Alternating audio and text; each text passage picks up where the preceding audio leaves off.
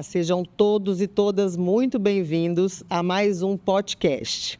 O podcast é um projeto de extensão do Laboratório de Processos Psicossociais, Saúde, Organizações e Trabalho, do Programa de Pós-Graduação em Psicologia da Universidade Católica Dom Bosco.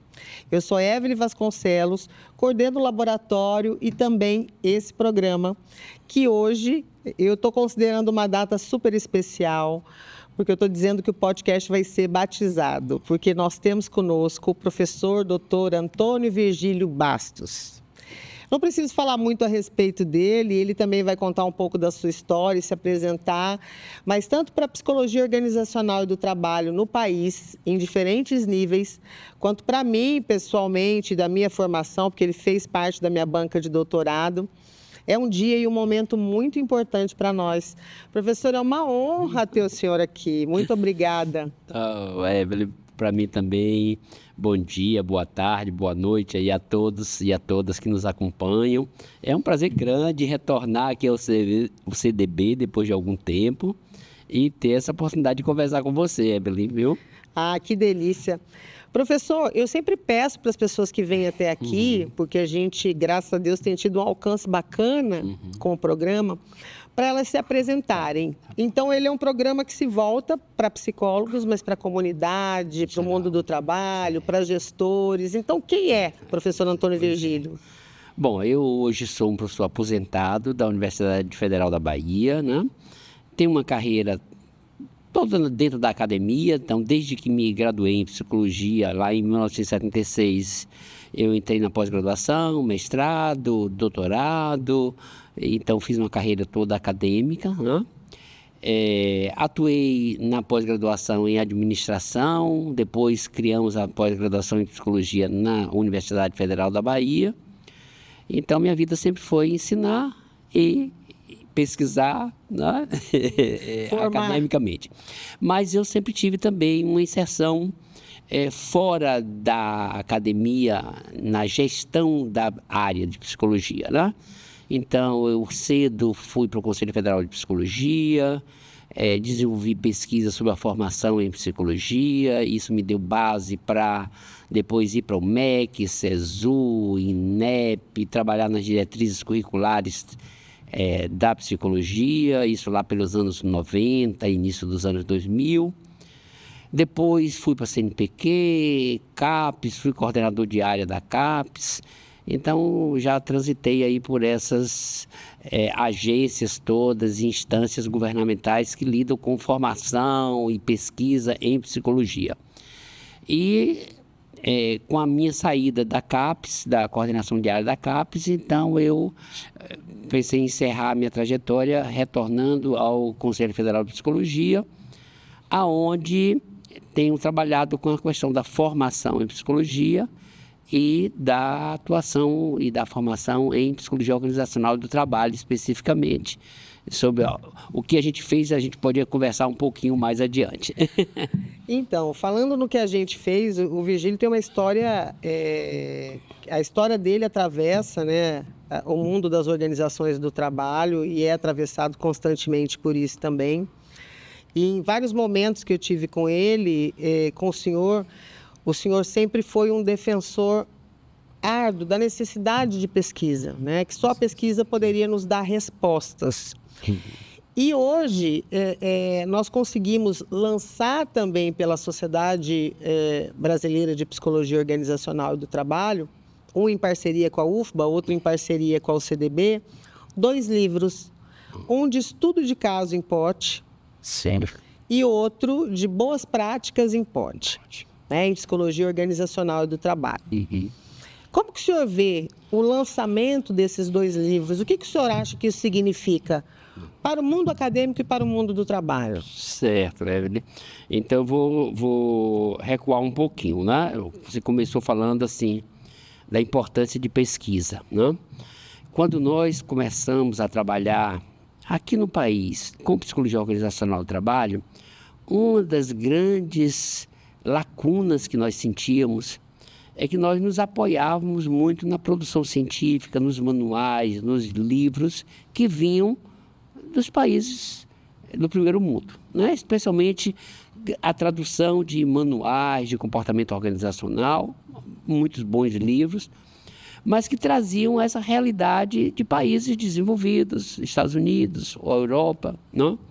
Então, eu me recordo que assim que nós começamos a pensar como a área de POT precisava se reorganizar, se estruturar e crescer e se desenvolver no país, passava por isso, por uma produção de conhecimento nacional, né? Que leve em consideração o nosso contexto, a nossa cultura, a nossa história, porque isso evidentemente impacta não só na forma como as organizações se estruturam, como as organizações funcionam, são gerenciadas, como na própria constituição de quem é o trabalhador brasileiro, né? Então, esse era um diagnóstico muito nítido para a gente, desde o início, de que a gente precisava fomentar a produção de conhecimento sobre o trabalho, o trabalhador e as organizações no Brasil. Nesse sentido, a Ampep foi uma grande incubadora, né? E um GT da Ampep reuniu pesquisadores espalhados no Brasil, muitas vezes isolados, e esse GT da Ampep fomentou, e hoje já somos vários GTs, né? O desenvolvimento da pesquisa, da produção de conhecimento, e a partir daí se pôde dar os passos seguintes, que é produzir aquele livro chamado Livro Verde, um primeiro manual, digamos, para formar pessoas para atuarem na área das organizações, da psicologia organizacional do trabalho, nacional, feito por autores nacionais, com exemplos nacionais, né? Então, isso foi uma grande conquista, né? E a partir daí, hoje, nós temos uma área que é uma área, digamos assim, pulsante, né? Se você pegar a nossa pós-graduação, no início dos anos 2000, nós não tínhamos um programa, uma linha de pesquisa em POT, tinha pesquisadores isolados, ou só tinha um, né? Hoje nós temos, se não me engano, 20 e tantos programas com linhas de pesquisa em POT, né? Isso é um crescimento muito expressivo, ela está espraiada já pelo país em vários programas. Isso sem falar pesquisadores isolados de POT que estão dentro de outras linhas de psicologia social, saúde, né? Então, a nossa comunidade científica cresceu muito, né? E agora a demanda a essa comunidade científica é que ela comece a gerar impactos, né? Transferir esse conhecimento para a sociedade, no nosso caso, para as organizações, para o mundo do trabalho, né? Então, essa eu acho que é o contexto maior em que a gente trabalhou durante aí décadas, né? E que a gente faz uma avaliação muito positiva do quanto nós conseguimos caminhar enquanto área, né? A nos estruturar como área, a surgir uma sociedade, a criarmos uma revista que é hoje bem avaliada, né? Então, isso são indicadores muito positivos de como a área nossa se consolidou no país, né? E outra coisa interessante é que nossa área da psicologia é sempre uma área de interface, né? Então, nós temos muitos diálogos com outras áreas do conhecimento, com outros domínios, né? Que não se limitam à administração, mas a administração é um campo muito fértil, próximo nosso, e muitos de nós atuamos também em entidades, em congressos da área de administração, né? Então, eu mesmo fui durante anos coordenador de áreas na AMPAD, né? Acabei de ganhar um prêmio de reconhecimento pelas contribuições na área de desenvolvimento de pessoas. Então, assim, a gente esteve sempre muito próximo, atuei durante muitos anos num programa de pós-graduação em administração, de forma que essa aproximação da psicologia com a administração é uma tônica também dessa nossa área, né? Bom, agora os lançamentos, né? O que você me perguntou mais especificamente, né? Eu vejo com muita satisfação, tive a oportunidade de contribuir com um capítulo junto com você aí no livro de boas práticas, né? Eu acho que é um papel importante que a SBPOT faz, né? E a comunidade acadêmica faz, de gerar esses produtos que podem impactar quem está lá no chão de fábrica, né? Trabalhando com POT, atuando em POT, enfrentando os desafios que são múltiplos de quem atua no mundo do trabalho, no mundo das organizações, especialmente nesse contexto. Isso, de alguma forma, também dialoga, se aproxima com a nossa preocupação no Conselho Federal de Psicologia, nessa gestão da qual eu faço parte. Né? Nós produzimos notas técnicas sobre assédio, nota técnica sobre o que é atuar em pote, cartilha para avaliação dos riscos psicossociais, resolução sobre avaliação de riscos psicossociais, vem aí uma resolução sobre perícia psicológica no trabalho, não é? Então, assim, aproveitando um conjunto de colegas com uma larga experiência, pesquisadores, etc., transformando esse conhecimento em orientações, apoio, suporte ao profissional que vai atuar nessas áreas, né, de trabalho, saúde no trabalho e de organizações. Né? Olha, professor, todas essas regulamentações, notas, eu conheço e utilizo, né, com os meus alunos e com aqueles profissionais para quem eu dou também assessoria, porque elas fazem a diferença na prática profissional. É uma orientação da onde eu saio para onde eu vou, né, até onde eu posso chegar. Porque, por exemplo, em relação aos riscos psicossociais, às vezes eu vejo profissionais divulgando isso e colocando, faço avaliação psicológica, faço avaliação rastreamento psiquiátrico do funcionário, não é esse o objetivo, né? Então, quando a gente se depara com esse documento e com os documentos, o guia também do Ministério do Trabalho, a gente começa a entender que é uma questão contextual, é da organização e não do indivíduo. E eu acho importante a gente destacar isso, porque eu percebo que no momento, pelo menos na nossa realidade aqui de Mato Grosso do Sul, e eu já tenho um tempo, né, de mundo do trabalho, de mercado, a solicitação de contratação de profissionais para a gestão de pessoas, para o setor de saúde ocupacional, tem prefeitura que abriu um concurso para psicólogo da saúde ocupacional, que eu achei sensacional, é muito grande. Sim. E muitas vezes eu ouço, né, das organizações e de alguns profissionais a dificuldade ainda de se encontrar profissionais preparados para assumir isso, para ter uma posição mais estratégica. Uhum. E aí eu retorno ao livro verde, onde o senhor Zanelli e Jairo colocam algumas questões que eu acho que são imprescindíveis assim, para a prática. Que é essa questão de você não dividir o homem, o trabalho e a organização, porque eles estão vinculados. E também quando a gente coloca as sub-áreas de pote. Comportamento organizacional, saúde e gestão de pessoas. Porque eu vejo muita gente falar assim, eu só faço saúde. Gente, mas qual é a cultura dessa organização? Eu estou falando de psicologia organizacional. Qual é a política dela? Eu estou falando de gestão de pessoas. Então, eu queria que o senhor comentasse um pouco essa realidade, porque isso, na minha opinião, leva ao entendimento de que as boas práticas são universais, né? Muito, muito importante essas questões que você levanta. Eu vou começar dando um pouquinho mais de informação. Nós, da psicologia, estamos historicamente afastados das definições de políticas públicas no campo de trabalho e de saúde do trabalhador. Né? Não participamos, estamos ausentes e não temos assento em instâncias decisórias importantes, inclusive as que definem essas NRs e tudo mais, né? Eu acho que o contexto da pandemia, junto com essa transformação acelerada do mundo do trabalho em função das novas tecnologias, toda essa reestruturação que a gente vive e as consequências que isso traz para os indivíduos, eu acho que nós estamos vivendo hoje isso que a gente chama de quase uma epidemia de adoecimento no trabalho. Né? Então, há uma conjuntura social, há uma conjuntura específica do mundo do trabalho e há essa experiência da pandemia que deixa sequelas, né, também nas pessoas, que eu acho que tem potencializado, e os números, eu não sei todos de cabeça, são assustadores em termos de afastamentos por adoecimento mental, por saúde psicológica, né?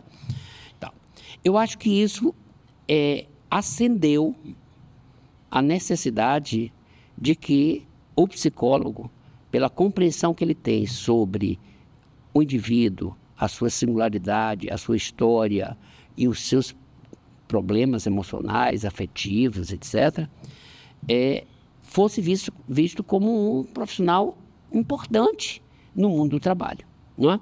Até porque tudo que acontece no mundo do trabalho não fica restrito a isso, né? Exato. Transborda para nossa vida pessoal, nossa vida familiar e tudo mais, e vice-versa. Não existe esse muro que separa o trabalho do não trabalho, né?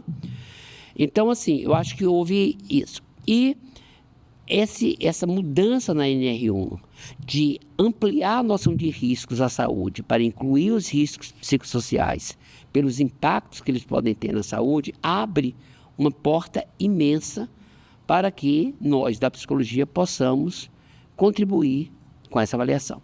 Então, a primeira posição nossa, lá em termos do conselho, com a resolução, é dizer, olha, a avaliação de riscos psicossociais precisa ter um psicólogo, porque somos nós que temos a formação para fazer essa ligação, essa relação, esse vínculo entre condições de trabalho, condições de gestão, cultura organizacional e impactos nos indivíduos, não é? Então, nós procuramos afirmar, e na nossa nota técnica, fizemos pronunciamentos, nos posicionamos enquanto conselho em dizer, essa atividade ela pode ser feita em equipes muito profissionais, mas é indispensável que haja um psicólogo ou uma psicóloga nessa equipe, sendo responsável por essa avaliação. A segunda coisa é que a gente também disse, olha, a avaliação, e aí a gente está se dirigindo especificamente para a nossa categoria, não é uma avaliação de indivíduos, não é uma avaliação psicológica individual. Não é? Por isso também não é um clínico, um psicólogo clínico, um psicólogo avaliador que pode fazer, tem que ser um psicólogo de pote, porque é o psicólogo que teve a formação para compreender a dinâmica do mundo do trabalho, as dinâmicas organizacionais, os processos que acontecem ali, que é capaz de identificar os fatores críticos que podem levar ao adoecimento, ao afastamento, né? Então, são dois posicionamentos muito importantes, né? Não é um profissional da psicologia precisa se qualificar para poder atuar nisso. Não é qualquer profissional da psicologia que pode chegar. Concordo. Né? E segundo, pior ainda, o que a gente vê que são essa simplificação, né? Modelos prontos, informatizados, vendas disso. Quer dizer, de repente isso se tornou uma indústria com muita gente, um comércio, né? Muita gente sem preparo, sem fundamentação, oferecendo receitas prontas, padrões já prontos de como fazer as coisas, né? Então você chega no Instagram, aparece já vendas de, né? E tal.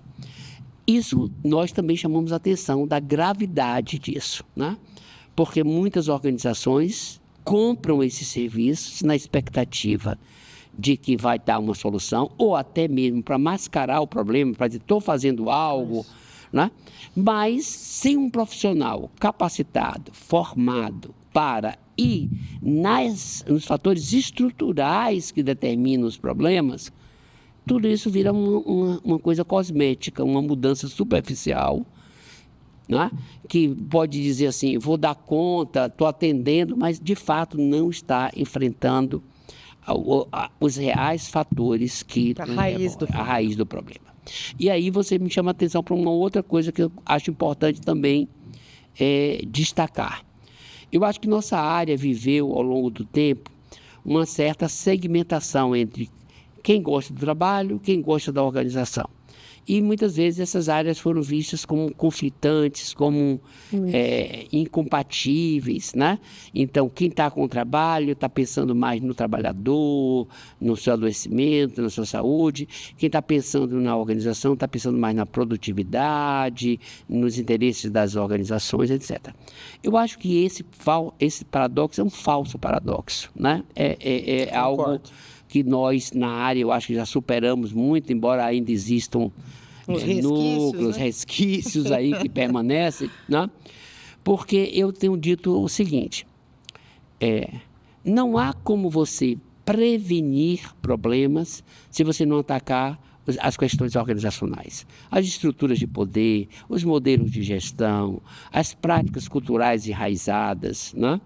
Então, sem entender os processos organizacionais, as estruturas organizacionais, as dinâmicas organizacionais, você não faz prevenção de saúde, você não faz prevenção de mal-estar no trabalho, não é?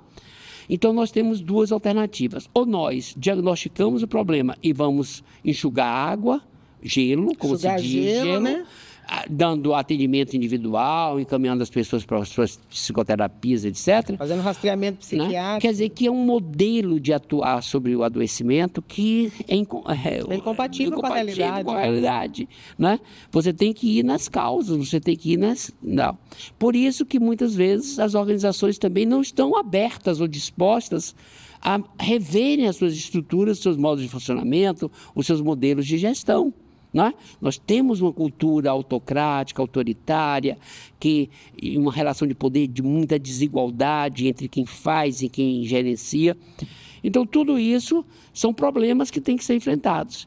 Então, hoje, enfrentar esses problemas para as organizações não é só uma questão de produtividade, né? É agora uma exigência legal de que ele cuide também da saúde.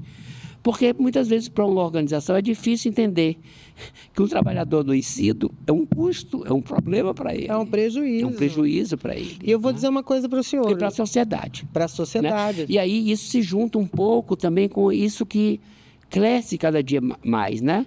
Que as organizações, embora seja legítima ver a sua sobrevivência, os seus lucros, elas também têm que ter um compromisso social. Exato. Elas têm que pensar com as consequências do que acontece ali para a sociedade. Né? Então, elas têm que zelar pela saúde, não só pelo interesse dos seus lucros, da sua sustentabilidade, da sua competitividade, mas eles têm também uma responsabilidade social de não adoecer as pessoas e jogar as pessoas no mundo.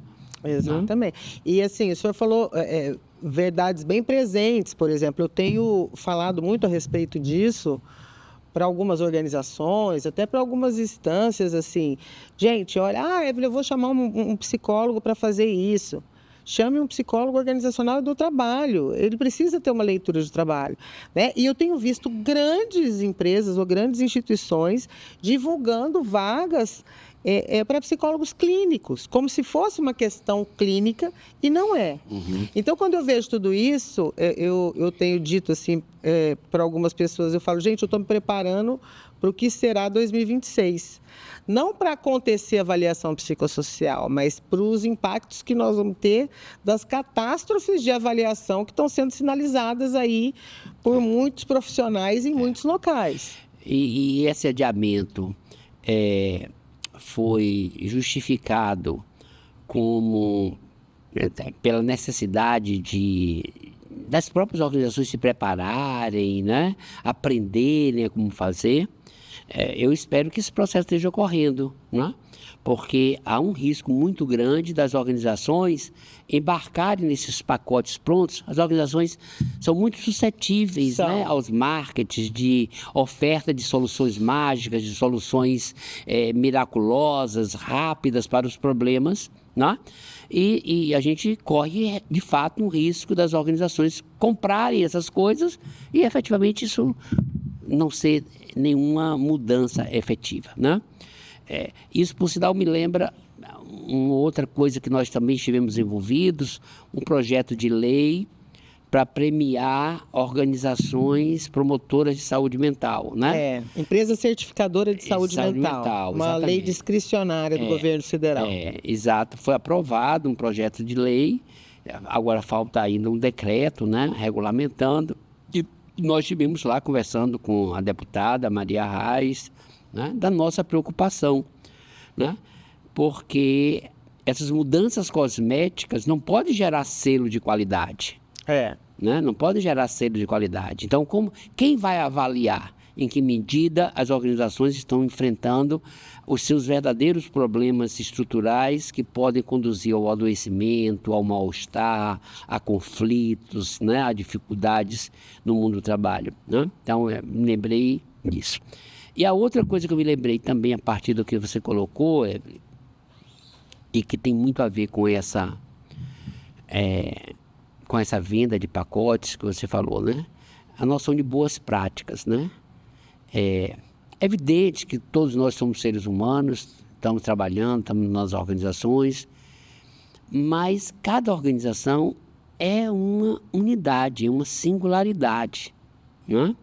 Conquanto todas têm um processo de trabalho, processo de gestão, etc., as organizações são realizações de pessoas que estão ali, com suas idiosincrasias, com suas características, né, pessoais. Desejos, vontades, personalidades, histórias, experiências passadas, né, contexto imediato, com quem ela interage, quem é o seu ambiente, né?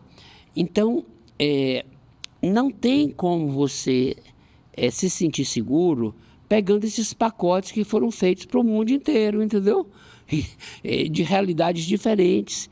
Então, você tem que customizar essas intervenções, ou seja, você tem que ter a capacidade de olhar aquela realidade, o que é singular, o que é único daquela organização, né? Para assim, poder montar as suas intervenções. Só um comentário, aproveitando que o senhor tá falando disso, isso não é também uma questão exclusiva do psicólogo, né? A gente está falando de um modelo de atuação, porque o Fórum Econômico Mundial, quando fala das competências futuras para o trabalho, ele diz que a competência que mais aparece como necessária em todos os países é exatamente essa que o senhor falou, a análise crítica. Né? Então, copia e cola está com os dias meio contados, né? Não é esse o objetivo. Pois é, mas é muito tentador. É muito tentador, né? Você veja que até nós, como indivíduos, como pessoas, como cidadãos, embarcamos em soluções miraculosas para emagrecer, para ser saudável, né? Toma uma injeçãozinha, vai melhorar, entendeu? Aí você começa a comer de novo, volta tudo de novo, né?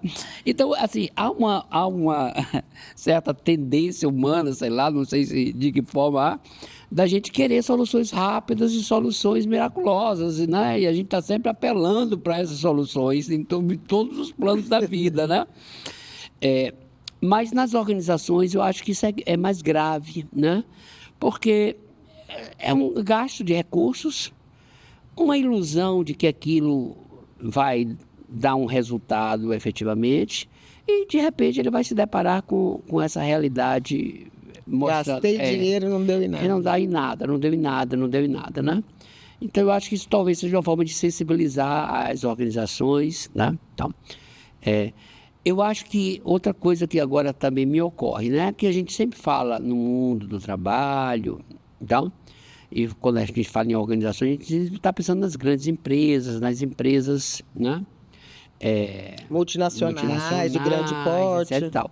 Mas o nosso mundo do trabalho é muito diversificado. Isso. Né? Então, assim, nós temos um grande contingente que é serviço público. Exato. Então, o serviço público, o Estado, nas suas diversas esferas e níveis, tem que se preocupar com isso. Né? Então, nós vemos, por exemplo, no caso da própria psicologia, a inserção da psicóloga, do psicólogo em muitas políticas públicas importantíssimas se dá de uma forma muito precária. Exato. Né? Muito precária. Então, assim, o serviço público também precisa dar atenção aos riscos psicossociais, não deve ser apenas uma regra que vale para as organizações privadas. Né? Segundo, a gente tem que também dar uma atenção ao que é uma pequena empresa, uma média empresa, uma microempresa, né? Empresas familiares. Tudo isso são contextos diferentes que requerem intervenções diversas, né? Então, novamente, para a gente colocar isso, essa coisa de um modelo, um book que traz ali aplicativos, um aplicativo, né? Tudo isso é muito complicado, né? Considerando essa diversidade do mundo do trabalho, a forma como como diferentes organizações se estruturam, se organizam. E isso que o senhor fala, assim, de fato, em diversas perspectivas de atuação. Porque eu vejo, hoje uma aluna fez uma pergunta que foi a seguinte, que eu estava falando da nossa Fundação do Trabalho, que fez um dia de empregabilidade da pessoa com deficiência, e ninguém foi, né? E ela falando para mim, professora, mas o que o psicólogo faz? Falei, a gente tem muitas críticas, né? Porque nós colocamos uma pessoa com deficiência, mas ela não cresce, não se desenvolve pelo trabalho. Mas eu tenho exemplos aqui, inclusive, de empresas que há 3 anos atrás não conseguiam atender as cotas e nós trabalhamos a cultura dessa empresa, disseminamos a cultura do respeito, da diferença a partir desses valores, fomos implementando um programa.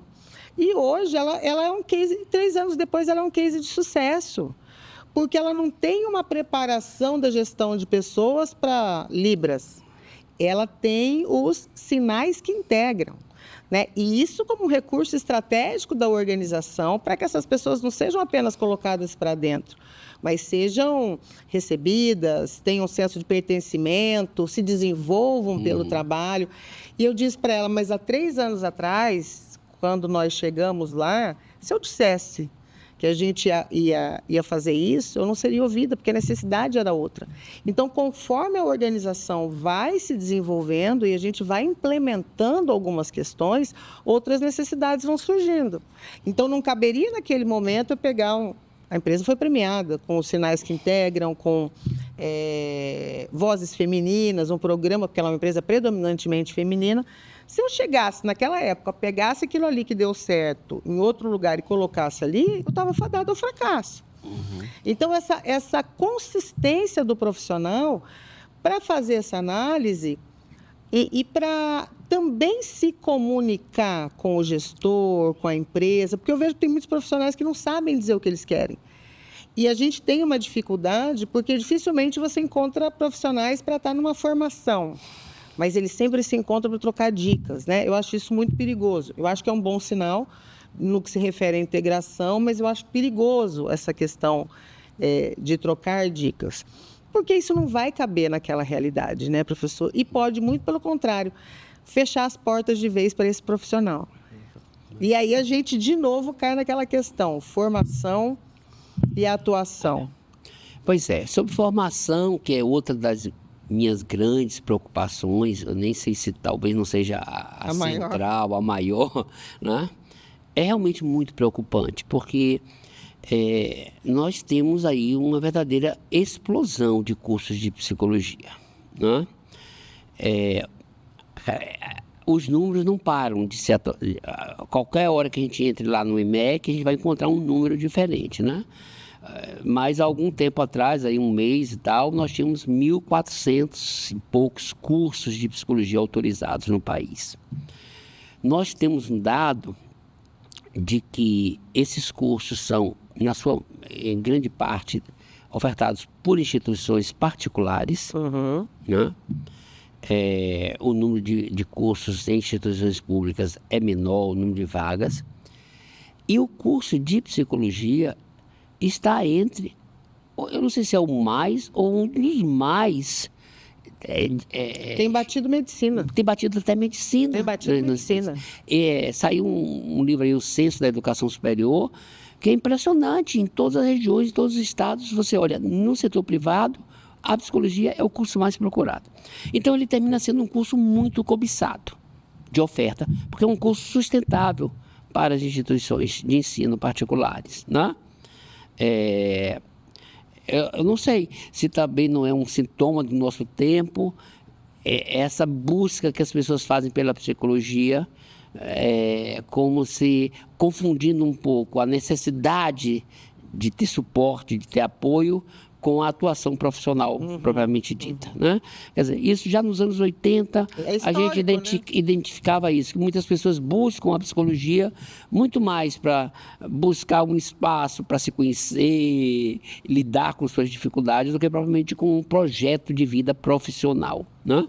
Tanto é que você tem um contingente grande de pessoas que se formam em psicologia e que não se inscrevem no conselho, não atuam profissionalmente, né? profissionalmente. Bom, mas, então, o que é que nos preocupa, né? Primeiro, aquela ameaça que nós vivemos durante muito tempo desse curso passar a ser à distância, né? Então, essa foi uma luta muito grande do Conselho Federal de Psicologia, junto com a ABEP, junto com as demais entidades do Fórum das Entidades Nacionais, que é o nosso FEMPB, no sentido de dizer, olha, psicologia, você pode prestar até serviços à distância, mas psicologia se aprende presencialmente, né? Então, isso foi uma luta muito grande e nós tivemos aí uma vitória muito significativa, que foi a psicologia estar sendo preservada com aqueles poucos cursos que só podem ter oferta presencial. É lógico que essa oferta presencial gera 30% de cursos à distância. Perfeito, porque tem certos cursos que é transmissão de conhecimento, etc., né? Mas, de alguma forma, estágio, práticas profissionais, e tem disciplinas que você precisa realmente vivenciar isso. Como é que você entende processos grupais? Ou processos organizacionais, se você não estiver dentro de uma organização, né? Então, assim, isso foi uma luta grande e que a gente conseguiu, pelo menos no atual governo, essa medida, né, que preservou a psicologia, a medicina, o direito, como cursos presenciais, né? A enfermagem também, né? Né, como cursos presenciais.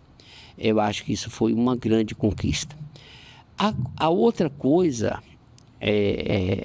que é um terreno movediço é que a gente também fez uma atualização das nossas diretrizes curriculares.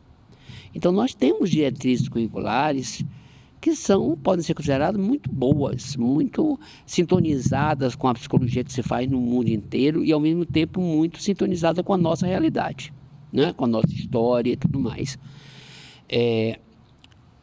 Conquistar essas diretrizes também foi um trabalho longo. A gente terminou essas diretrizes em 2019, ela só veio ser aprovada em 2023, né? Quantos anos, né? 4 anos. Hoje nós já sentimos que as nossas diretrizes, em termos de competências, já precisam ser atualizadas, porque nós não pegamos toda essa revolução da inteligência artificial generativa, né? Isso não está explícito lá nas nossas diretrizes, né? Então, nós estamos precisando já atualizar muitos dos nossos documentos legais em função dessa revolução tecnológica mais recente, que é dos últimos 2 anos. Eu queria fazer até um comentário, aproveitando a fala do senhor, que isso é uma questão da formação, mas assim, de uma formação atualizada, né? Porque a gente fala de empresas, eu estava vendo um edital aqui da Federação das Indústrias, que ele estava contratando alguém, não para fazer o plano de cargos e salários, mas para atualizar. Por quê? Alguns postos hoje têm ferramentas utilizadas no trabalho, que são ferramentas de inteligência artificial, que não constavam. Então, eu tenho nos planos de cargos das organizações competências e habilidades que não atendem à necessidade atual. E isso é coisa de 1 ano, 2 anos. Então, o que o senhor fala da formação está diretamente ligado ao mundo do trabalho. Exatamente, né? Então, e o que é que acontece? É que há diretrizes, você tem uma instância do MEC, do INEP, que faz a avaliação dos cursos, mas a fiscalização dos cursos é praticamente ausente. Só aqueles cursos que ficam com notas muito baixas, etc., eles terminam sendo objeto de uma avaliação presencial, etc. e tal, né? Mas nós não sabemos como é que essas diretrizes estão sendo implementadas. Essas diretrizes agora vai para 2 anos para as instituições se ajustarem. Nós não sabemos que ênfases são oferecidas, nós não sabemos sequer... as instituições estão entendendo o que são as ênfases curriculares? Quais são as disciplinas de ênfase? O que é a ideia de transversalidade, a ideia de acabar com essa área como local de trabalho, né? De você pensar processos de trabalho, tudo isso a gente não sabe. Isso está muito claro no censo também. Pois é, né? A gente não sabe, o próprio profissional não sabe, né? Então, nós temos aí um grande desafio com a formação, né? E nós estamos começando agora, ainda nessa nossa gestão, isso que nós chamamos assim de um censo da formação. Conhecer onde estão esses cursos, o que é que se oferece, né? Tal. E esses cursos, eles ficam muito vulneráveis a uma liderança específica, a quem coordena esse curso, ou a um grupinho de professores que tem um poder ali dentro e que moldam um curso do jeito que eles querem. Então isso é muito grave. E muitas vezes completamente desalinhado do mercado. Totalmente, e desalinhado das diretrizes. Né? Porque as diretrizes falam da necessidade da gente respeitar a pluralidade da psicologia. Exato. E nós encontramos em muitos cursos essa briga de uma área contra a outra, de uma abordagem contra outra. Então, a ideia de pluralidade, de diversidade, de equilíbrio, de mostrar todas as potencialidades de atuação, possibilidades de atuação, nós sabemos que isso, por processos políticos, micropolíticos, brigas dentro dos departamentos, dentro dos cursos, isso termina sendo prejudicado. Então, assim, nós não sabemos o que está acontecendo com a POT, né? Então, mas nós temos vários relatos de problemas. Chega uma coordenação que diz, não, POT... Tira o professor, não é importante, não sei o que lá, sem argumentos, sem dados, sem evidências de por que vai tirar. Quando as diretrizes mostram a importância de que você tenha uma boa compreensão do trabalho, das organizações, não só porque o profissional vai atuar, mas sobretudo porque o mundo do trabalho, o trabalho é um elemento constituinte do sujeito. Exato. Então, mesmo para quem vai atuar na clínica, na escola, etc., a escola é uma organização, uma instituição. Exato. O hospital também. O hospital também. Então, você precisa dominar isso, né? Porque você chega um profissional que não entende a dinâmica política, cultural, social das organizações. Então, isso está lá definido nas diretrizes. Essa é uma dimensão importante, é uma competência fundamental. Mas alguém que não gosta de POT, que tem um estereótipo negativo de POT, chega lá e cancela, e dificulta, e não chama um professor, e demite um professor, né? Então, esse é um outro problema que a gente vai precisar enfrentar em algum momento, né? Só que isso extrapola a ação, por exemplo, do Conselho Federal de Psicologia. Isso é do campo da formação.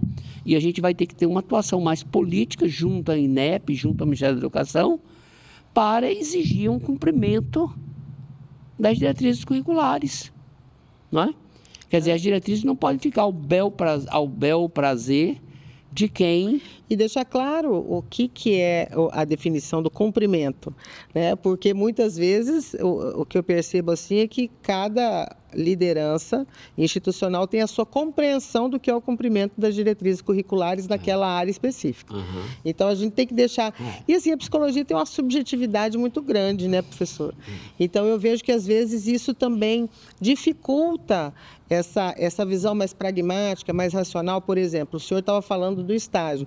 Não é que todo mundo tem que ir para uma área, mas existem competências que só se desenvolverão na prática. Né? Que sala de aula não é o suficiente. Sim. Agora, professora, eu não posso perder essa oportunidade, a gente já caminhando para o final. O professor Virgílio é um dos grandes nomes no país também no que se refere a comprometimento. Sim. Né? Eu não posso deixar de falar isso. A gente tem vários artigos, vários livros com o professor discutindo essa questão. E esses dias eu estava no evento e eu sou uma pessoa muito otimista em relação à área. Eu acredito no que eu faço. Né? Eu acho que a gente entra realmente para ocupar um espaço e ser agente de transformação. Então, quando as pessoas perguntam, com o que você trabalha? Eu trabalho com desenvolvimento humano e desenvolvimento organizacional. Acho que essa é a minha pauta.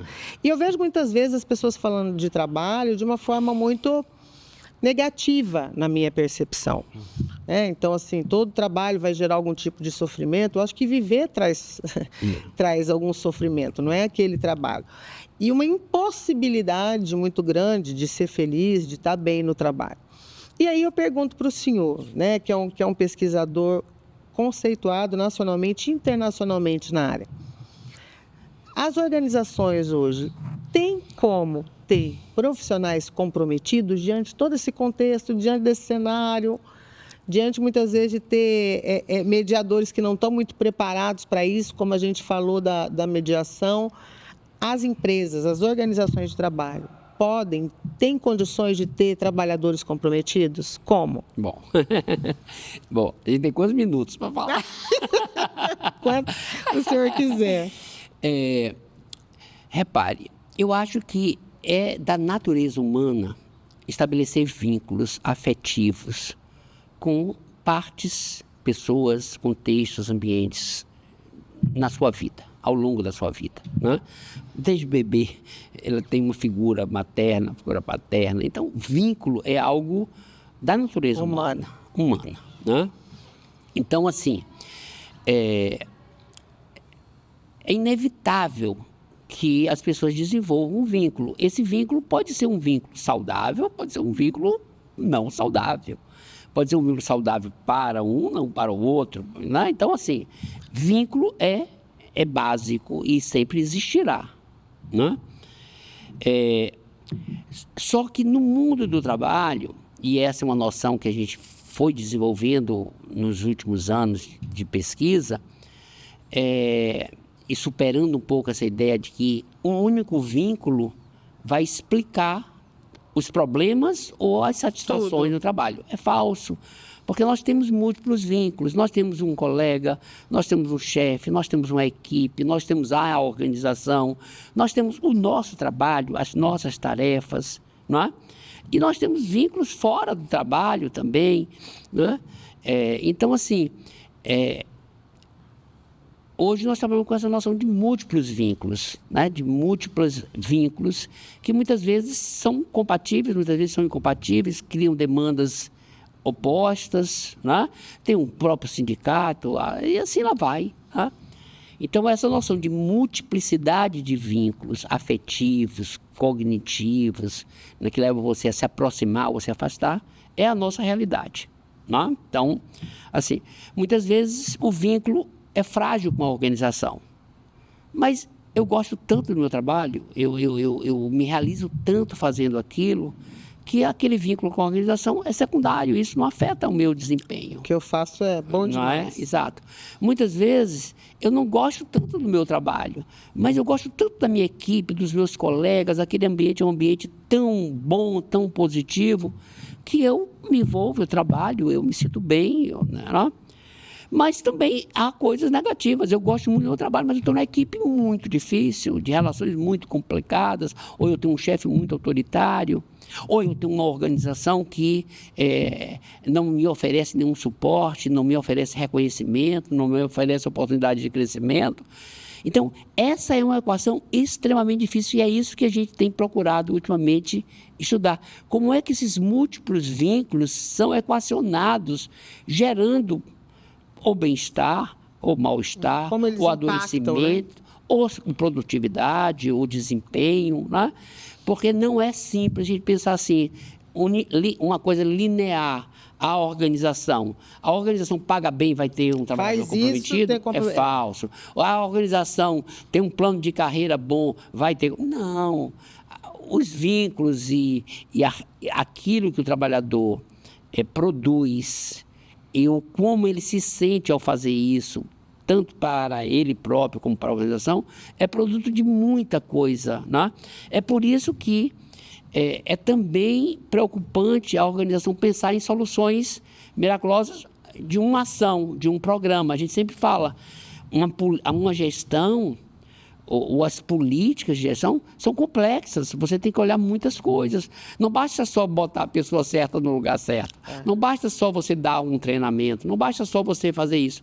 É esse conjunto de ações que vão mostrar uma organização mais comprometida com o trabalhador, né? Então, eu sempre digo isso, o compromisso do trabalhador é algo recíproco. Se ele sente a organização comprometida com ele, no sentido de oferecer a ele oportunidades de crescimento, de desenvolvimento, de autonomia, de suporte, não, há uma reciprocidade, né? Então, assim, nesse contexto atual, esses vínculos todos estão passando por mudanças também muito profundas, né? porque a gente vive um momento de muita incerteza, de muita insegurança de todas as partes. Mas, em tese, é possível sim. Eu acho que nós temos muitas organizações que são reconhecidas por terem políticas de gestão avançadas, por implantarem políticas afirmativas, por desenvolverem práticas inclusivas, por se preocuparem com o meio ambiente, sabe? Então, assim, existem. Mas nós também convivemos com organizações que têm trabalho similar ao trabalho escravo. Essa é a nossa realidade. E o que o senhor fala vai muito ao encontro do que o procurador-chefe falou para a gente esses dias, doutor Celso, que ele falou, Evelyn, o assédio organizacional a gente caracteriza naquelas empresas que não têm uma política. Né? Porque a organização como um todo, ela tem que garantir, né? essa seguridade no ambiente de trabalho, essa tranquilidade. A professora, assim, eu estou encantada de ter ouvido o senhor.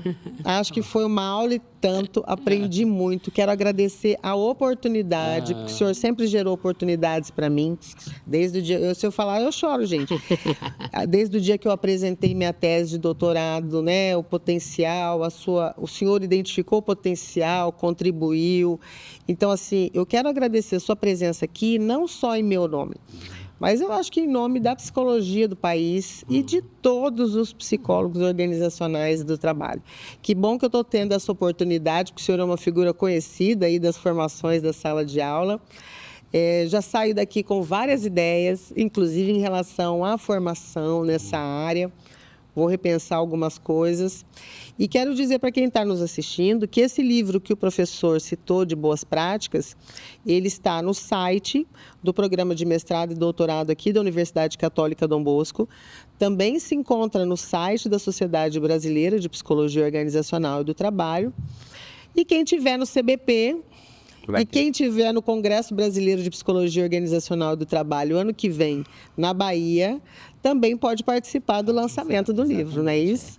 E teremos uma oportunidade de conversar mais um pouco, né? Conhecer melhor a obra. Né? É isso aí. Mas, Evelyn, obrigado pela oportunidade. É sempre bom bater papo, conversar. Eu queria que o senhor deixasse uma mensagem final para os profissionais da área. Pois é. Os acadêmicos. Os acadêmicos precisam produzir mais conhecimento relevante para a nossa realidade. Né? Eu acho que a gente precisa se sintonizar mais com esses imensos desafios que o mundo do trabalho coloca hoje para todos nós. Eu acho que a gente tem consciência disso, né? E esse esforço, eu acho que vem sendo feito pela comunidade acadêmica, né? Eu acho que para os profissionais, eu acho que a gente precisa se aproximar mais, né? A psicóloga, o psicólogo dentro de uma organização, ele fica muito sozinho, né? Isso. Então, eu acho que ele precisa se aproximar mais da SBPOT, do conselho, demandar mais, não se sentir tão à margem, tão sozinho, né? Eu acho que é muito importante ampliar o sentido de pertencimento. Esse foi um dos problemas que a gente encontramos. Muitos dos nossos profissionais, eles não se sentem psicólogos. É verdade. Eles não se sentem psicólogos, então a gente precisa estar mais juntos, conversar mais sobre os nossos problemas, e nesse sentido, ir dar congresso é importante, não só pelo que a gente ouve, mas também pelo que a gente conversa com os colegas, compartilha, vê experiências similares, vê que os problemas que a gente vive não são só nossos, são problemas compartilhados por outras pessoas, né? Então é isso, se aproxime mais, participe dos nossos eventos, participe da nossa sociedade, né? E aos nossos alunos é isso, mantenham o interesse, porque essa área do trabalho é uma área fundamental para a gente construir uma sociedade mais justa, uma sociedade mais igualitária, um mundo mais saudável, né? Nenhuma sociedade vai mudar se o mundo do trabalho não mudar, né? E a direção dessa mudança vai ser determinada em grande parte pela mudança que ocorre no mundo do trabalho. Então, nós, profissionais da psicologia, não temos a capacidade de mudar por nós o mundo do trabalho, mas nós temos a possibilidade de juntos contribuirmos em alguma direção dessa mudança, para essa mudança, né? E nós temos aí grandes desafios, que são esses objetivos do desenvolvimento sustentável. Grande parte desses objetivos, que é de uma construção de uma sociedade mais justa, mais fraterna, mais solidária, mais igualitária, mais respeitadora do nosso planeta Terra, muitas dessas coisas passam por mudanças importantes na forma como as organizações atuam, na forma como as organizações gerenciam as suas pessoas, né? Então, assim, nós estamos numa área muito importante para o futuro da humanidade. E a gente precisa tomar consciência disso e estudar mais, né? E não abandoná-la. Virgílio, muito obrigada. Muito obrigada. Acho que eu já citei, fiz todos os agradecimentos, falei da minha emoção. Em nome da Universidade Católica, eu agradeço muito a sua presença, a sua participação. Eu agradeço também. E vocês que estiveram com a gente até agora, muito obrigada. Se liguem aí que teremos próximos capítulos, próximos episódios. Falamos um pouco de assédio moral e tem um episódio pela frente sobre diversidade e inclusão. Tchau, tchau.